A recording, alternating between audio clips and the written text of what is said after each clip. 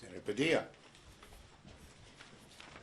Thank you, Senator Schumer, colleagues. Thank you all for being here. Don't want to be too repetitive, but I will add a few dimensions to it I think we can all expect to hear tonight. I have a slightly different way of looking at it. I think we're going to hear two different States of the Union. One from the president that's going to be full of lies for sure, and deceptions and distractions and trying to point fingers and blame others for his failures. And then you're going to hear the truth. Governor Spanberger's doing a response to the State of the Union after we hear from President Trump, and I'm honored. Thank you, Senator Schumer, for allowing me to also respond to the State of the Union in Spanish. Similar themes that I'm going to be touching upon. Number one, the increased costs, the affordability crunch. And we've seen for the last 13 months under Donald Trump, a Republican majority and a White House working together to put billionaires first at the expense of working families.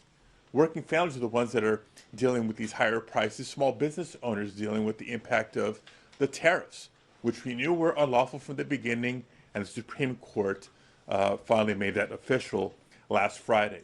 We're dealing with a president and a Republican majority in Congress that is increasing our healthcare costs, making healthcare either more expensive or too expensive, all to underwrite tax breaks for billionaires. Democrats have a better way. We will work to bring down everyday costs for working families. I can't ignore what's happening, not just Minnesota. It started in my hometown of Los Angeles, and it's reached every corner of the country.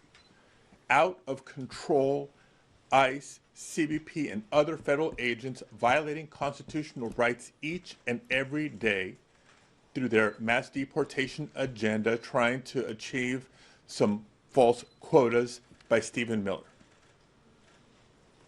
This is not a focus on the worst of the worst. This is not a focus on dangerous, violent criminals. The vast majority of the people that have been detained, arrested, many deported without due process, do not have criminal convictions. They've rounded up even legal immigrants. They've rounded up even United States citizens and veterans.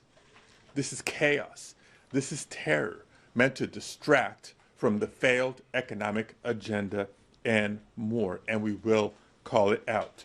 A third area that I'm going to touch on tonight, because we can't ignore it, is not just our democracy broadly, but elections. The Trump administration is not being shy about threatening to undermine and steal this November elections. They know that their record is not just unpopular, but has been so harmful to working families that their only hope to stay in power is to initiate a voter purge.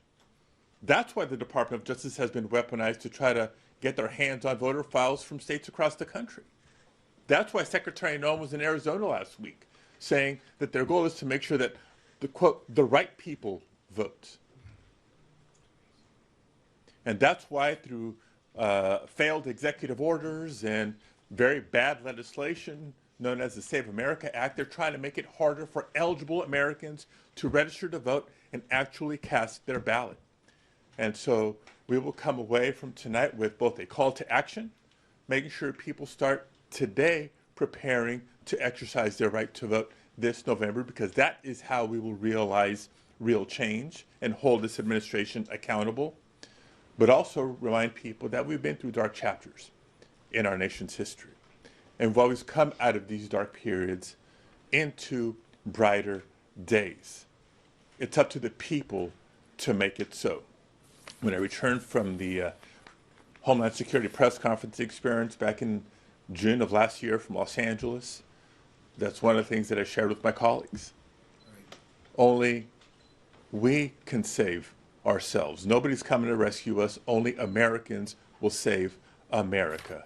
And that will be the contrast to the lies and deceptions of President Trump tonight. Thank you. Thank you, Senator Padilla. We know you're going to